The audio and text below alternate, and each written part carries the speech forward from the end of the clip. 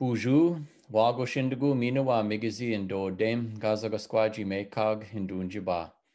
Hello, everybody. My name is Anton Treuer. I'm a professor at Bemidji State University. My native name is Wagosh, which means fox, and I come from Leech Lake. I wanted to take a minute to share with you a few of our teachings about the first kill ceremony. In Ojibwe, we call this ceremony Oshkinitaagewin. And in former times, when people lived in a wigwam village, when somebody got their first deer for the first time, they might gather the entire village, cook the entire deer, and eat it in one fell swoop. Today, in my family, we're busy working, spread out, kids are going to school. And so we usually cook up a part of the deer, like a front quarter and some loins and some other food. We will invite over aunties, uncles, grandparents, extended family, namesakes, and we'll have a feast. And at the feast, instead of just eating the deer meat right away, there'll be a prayer, and then we ritually feed the successful hunter.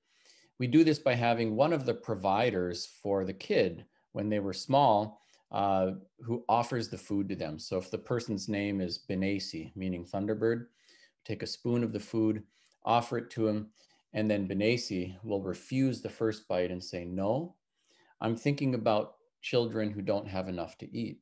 "Ah, okay." And they'll put it back, take another spoonful and offer it again.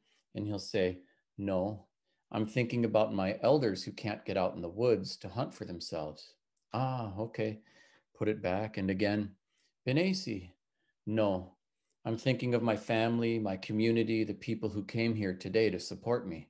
"Ah, okay." And then again, "Benesi," and then he can eat. And then we'll say, "Benesi, you just changed your life.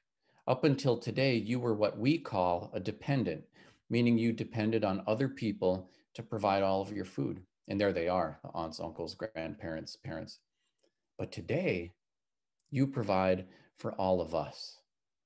And that's what it means to be an adult. From today on, you will always have this special power. It's the power to gather resources. You'll have it when you hunt, when you fish, when you pick berries or wild rice. You'll even have it when you get a job. When you use your power, think of children who don't have enough, elders who can't get it for themselves, your family, and your community. And then the successful hunter takes the rest of their kill, packaged up deer meat, and they give it away. So they're impoverished, but rich.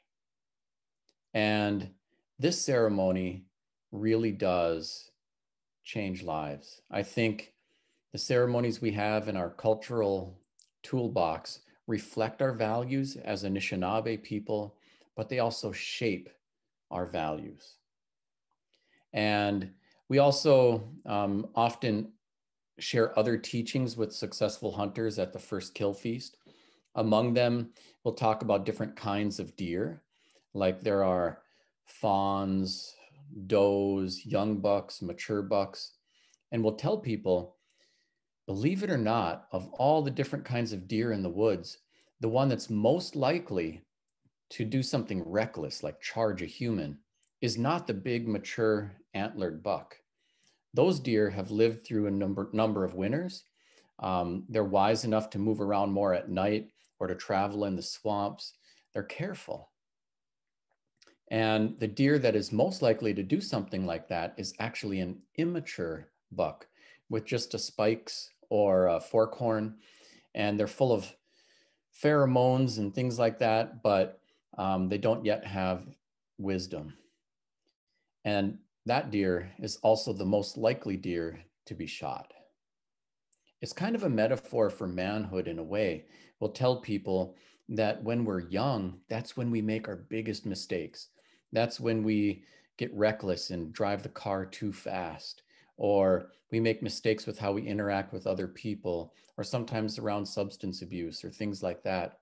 And we have to be careful so that we can live to be a big, mature, antlered buck ourselves and have many years here on earth. So it's a cautionary tale, but at the same time, receiving these teachings at this juncture is truly empowering for a lot of people. I have a lot more on the first kill ceremony, and a lot of other things in our cultural toolbox in some of my recent books, including Everything You Wanted to Know About Indians But Were Afraid to Ask, and also the Cultural Toolbox. Thank you so much for listening. Miigwech. Thanks for watching today. I'm Anton Treuer. Let's keep in touch. I'm active on social media, and my website has lots of information on my books, speaking engagements, free Ojibwe language resources, resources for teachers, and more. Miigwech.